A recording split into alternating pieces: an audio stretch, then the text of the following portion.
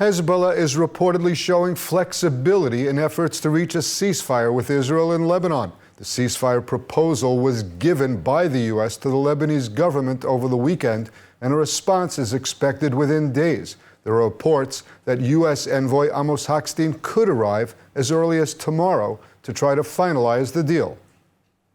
Senior Israeli officials are saying that significant progress has been made toward ending the war that began with Hezbollah firing rockets at Israel as Israel responded to the Hamas massacre in Gaza last October 7th.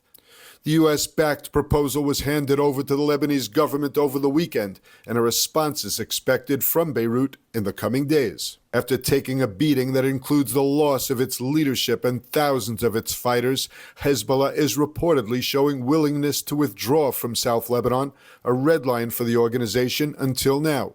The major area of disagreement is over Israel's demand to maintain operational freedom in case the IDF detects violations of the agreement by Hezbollah.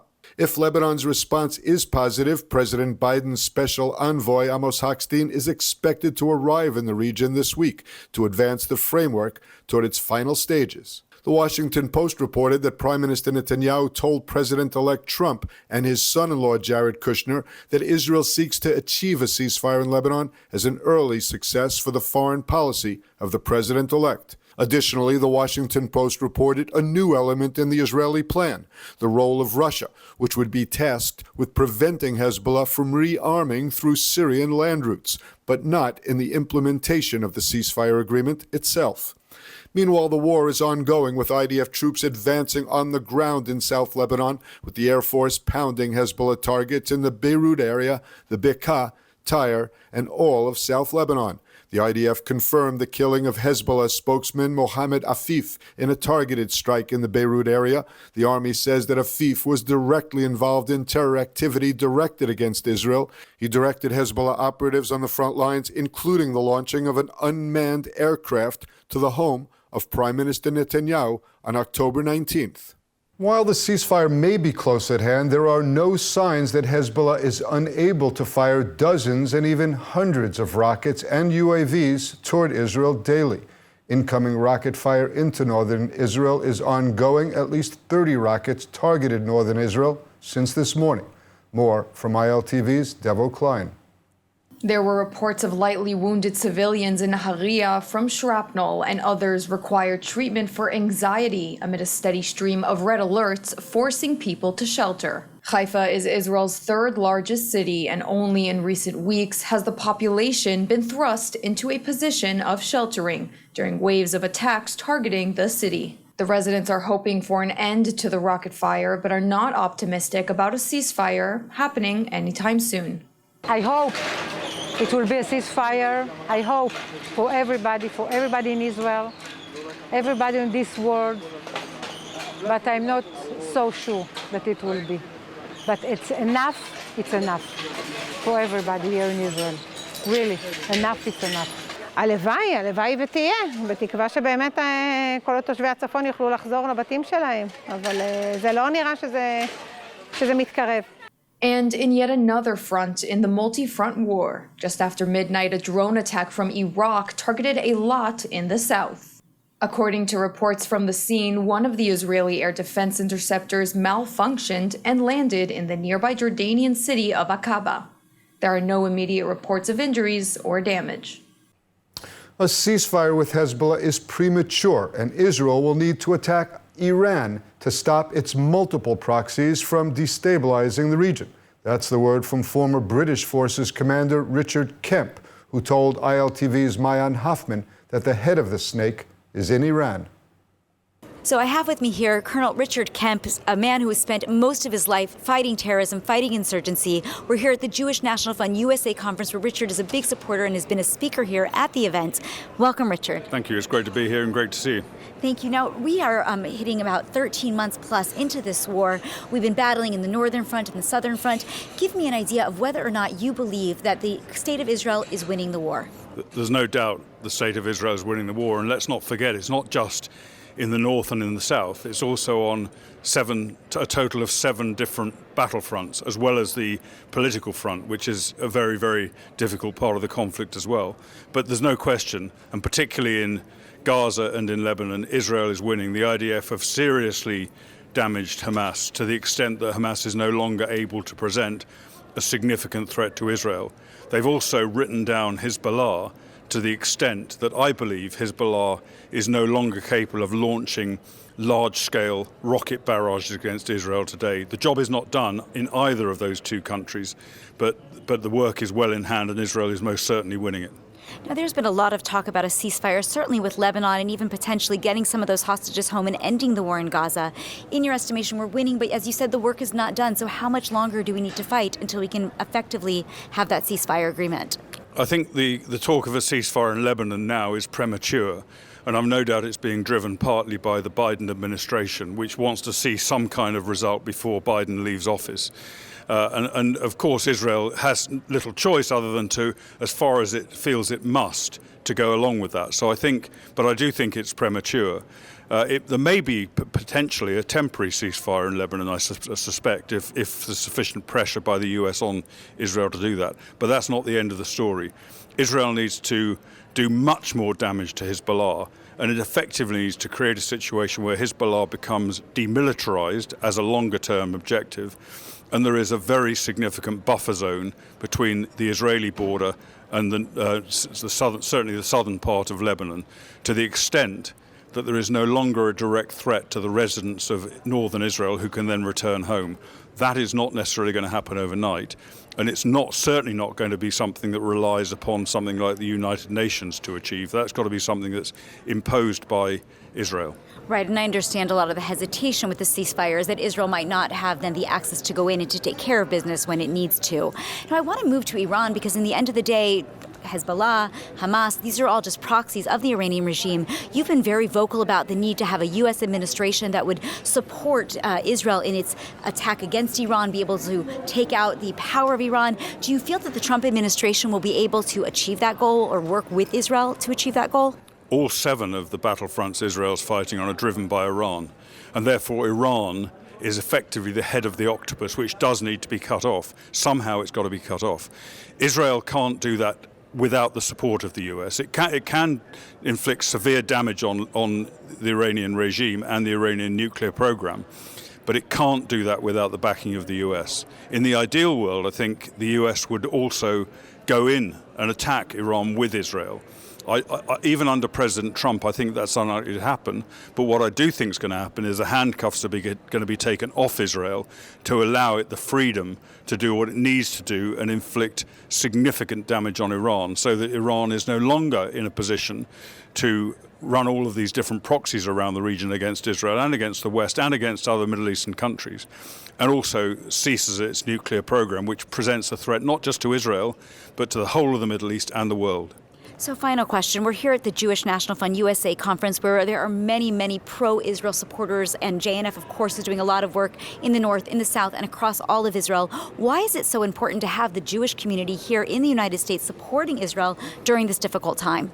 Well, the JNF is a remarkable organization. I don't think there's anything else like it in the world. It's done phenomenal work for the state of Israel over many years and is continuing to do so now, both in major projects, large-scale projects, which will involve, I'm sure in due course, will involve helping with the reconstruction of the devastated areas in the south and in the north. And that's extremely important for Israel and for Jews everywhere, because, of course, many Jews who don't live in Israel have a great deal of affinity for Israel. So it's really important, the work they're doing, phenomenal work, and it deserves to be supported by everybody who supports Israel. And I would hope that would include most Jews in the United States of America. Wonderful. Well, thank you very much. Thank you.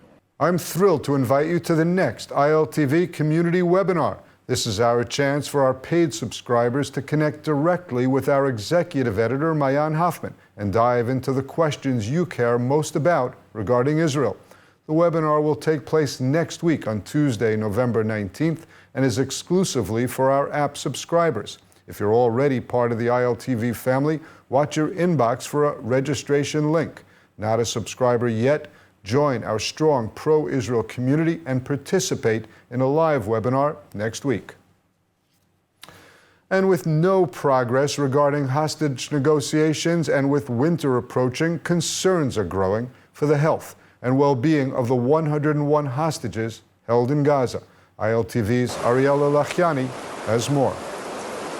Yes, thank you, Steve. So Prime Minister Benjamin Netanyahu met yesterday with Mossad chief David Barnea for consultations on the 101 hostages still held by Hamas in Gaza. Now, the meeting was led by David Barnea following his recent efforts to jumpstart hostage negotiations. However, these have unfortunately stalled due to Hamas rejecting all proposals, somewhat unsurprisingly, as they've remained pretty adamant in their demands for a total withdrawal of Israeli forces from the Gaza Strip, as well as a complete ceasefire. Now, on Saturday, a rally was held here in Tel Aviv, just ahead of International Children's Day, which is this week, to honor all the children affected by the ongoing crisis, specifically those who have returned, those awaiting their parents' return, and also, of course, Kfir and Ariel Bibas, who have been hostages for 409 days now. Now, this all comes as the health team of the Hostage and Missing Families Forum released an urgent humanitarian crisis, noting that with winter coming and over 400 days spent in captivity, the hostages are facing increased life-threatening illness and disease. Now, the report covered many points, however, specifically that due to severe malnutrition, with some of the hostages losing up to 50% of their body weight, the hostages are much more susceptible to catching disease and illness, frostbite, hypothermia, cardiovascular disease, respiratory infections. And so, as always, however, now more than ever, with this second winter the hostages are facing, it is crucial that we do everything we can to bring these hostages home as they are becoming weaker and weaker. Bring them home now. It's day 409 of the war in Gaza. The current IDF battlefield focus is on Jabalia in the north of the enclave. Dozens of Hamas operatives have been killed in recent days as the IDF hunts down and kills any armed opposition in Jabalia. There have also been casualties. The army announced the names of 2 troops killed in battle in Jabalia. They are Captain Yogel Pazi, age 22, from Givot Bar, and Staff Sergeant Noam Eitan, age 21, from Hadera. Pazi is the nephew of former Chief of Staff and Cabinet Minister Gadi Eisenkot, whose son Gal was also killed in the war. The fallen troops are part of the Nachshon Battalion of the Kfir Brigade, carrying out ongoing operations to prevent Hamas attempts to regroup in northern Gaza. Qatar has given up its role as mediator in the hostage for ceasefire talks and says it will throw Hamas out of Doha, leading to speculation that Hamas leadership may move its international operation to Turkey. Well, joining me now is Yoni Benmanim from the Jerusalem Center for Public Affairs and a seasoned observer of everything regarding the Hamas terror group. Are Hamas leaders leaving Doha and moving to Turkey, or is that only what Qatar wants us to think, and does it really matter? First of all, Qatar only suspended the mediation regarding the Israeli hostages and the ceasefire in Gaza, and there's no confirmation for the report that you mentioned. I personally don't believe that the leadership of Hamas will leave Doha and go to Turkey. Anyway, they are all the time moving from Qatar to Turkey. They have business there, and they have other Hamas members that are located in Turkey. So I don't see anything new in this report unless we get a confirmation and we get the names that the report claims that left Doha to Turkey. Yoni, there was a key meeting last night between our security chiefs and the security cabinet. The defense officials said that the only way to return the hostages is to end the war. Is that how you see it now?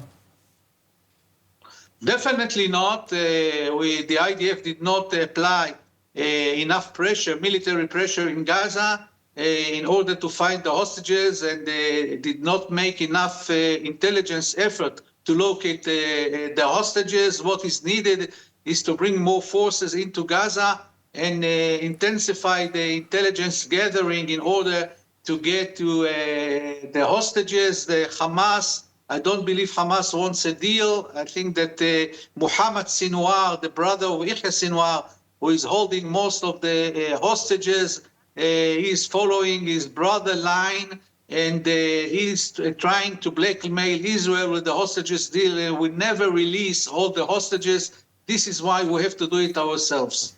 Yoni, there is warfare going on in Jabalia now. The IDF has been taking some casualties. Hamas is being confronted wherever they emerge. But are they really being defeated totally? You said maybe we need more troops, or do we need to look at the potential of a permanent military occupation?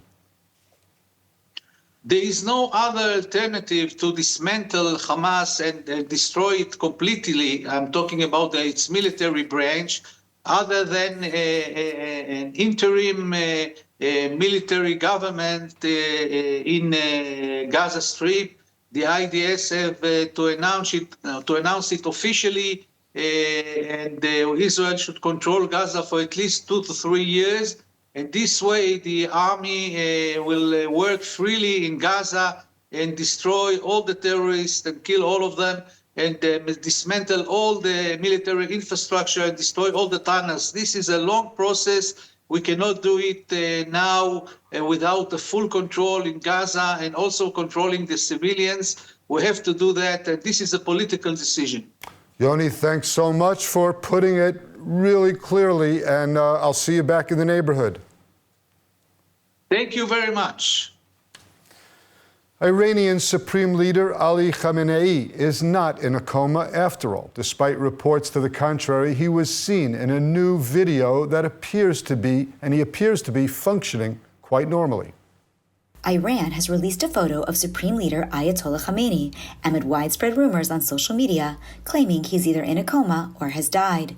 The image shows Khamenei in his office speaking with Iran's ambassador to Lebanon, who was injured in Beirut during Israel's September strikes on Hezbollah. Speculation about Khamenei's health began with an October 27 New York Times report suggesting he was, quote, seriously ill and that his son might succeed him. On Saturday, claims surfaced that the 85-year-old had fallen into a coma. Experts, however, have cast doubt on these reports, suggesting they could be true or false. Khamenei's health has been under scrutiny for 2 decades, with recurring rumors of illness and potential succession. Officials consistently deny such claims, often releasing photos to refute them. A similar pattern occurred last night with the ambassadors' meeting. Rumors date back to 2006, when political analyst Michael Ledeen claimed Khamenei was in a coma. Similar reports emerged in 2009 and 2014, when Khamenei underwent prostate surgery believed to be for cancer. Speculation again resurfaced in 2020.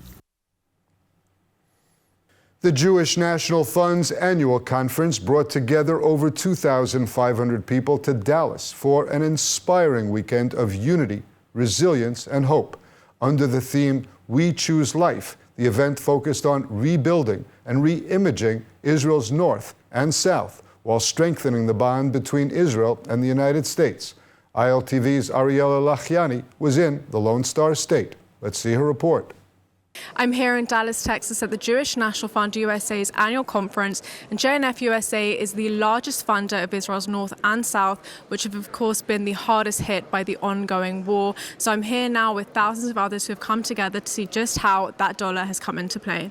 More than 2,500 people came together last week in Dallas for the Jewish National Fund's annual conference titled We Choose Life, Rebuilding and Reimagining Israel's North and South. The conference focused on the land and people of Israel, emphasizing a message that transcends politics. It's not about right or left, red or blue, but about building a brighter future for the Jewish state. It's amazing. I mean, I just became president of the organization, so it's kind of awesome. But it's amazing to know that there's this many people that have come together with a shared common goal of securing a future Israel, dealing with, obviously, the issues of anti-Semitism in education. But these are all people that share the same values that I have. It's not the usual case that you can end up in a space with 2,500 people that share your values, and we may all come at it from a different perspective, and it doesn't matter. It's irrelevant. Among the speakers were prominent Israeli leaders, including Michal Uziyahu, mayor of Eshkol, a region ravaged by Hamas attacks, and Nissan Zivi, commander of the emergency squad in Kfar Giladi, a community under threat from Hezbollah. Both shared inspiring messages of hope and resilience. Currently, around 65,000 Israelis remain displaced from their homes in the north. This region, where JNF USA has invested heavily for decades, has faced relentless Hezbollah rocket fire since October 8th. In response, JNF USA has not only provided critical funding, but also partnered with local communities to reimagine and rebuild a brighter future. And our story didn't start on October 7. And for sure, it didn't end that day either.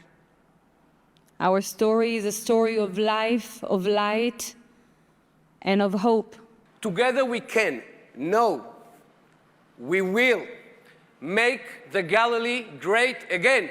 The conference also highlighted inspiring stories from students of JNF's Alexander Muss High School in Israel.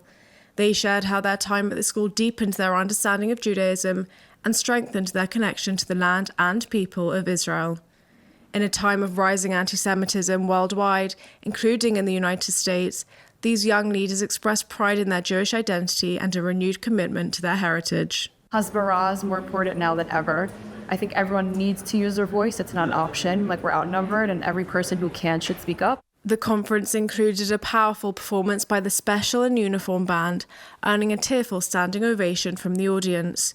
Meanwhile, in the hallways, leaders held meetings to forge business deals and strengthen the Israel-US connection. I came to call to the old businessmen here in the United States, come and invest in Israel. This is the right time to come and to invest in the Galil and in the Negev. Come and invest and build your future in Israel. The work continues to be urgent. It's maybe not emergent, but it continues to be urgent.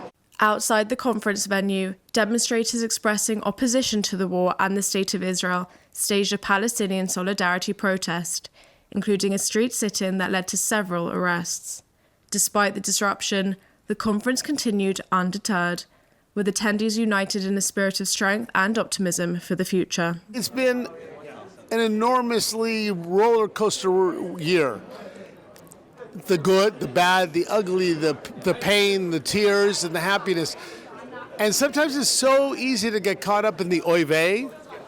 And this gives us an opportunity to also see, wow, we're winning. Look, when you get 2,500 people together for a common goal, it's remarkable. People want to be together, and they want to support an organization that's been so prevalent in rebuilding and helping the land and the people of Israel. It's a great feeling. Sagot Winery, where passion meets tradition.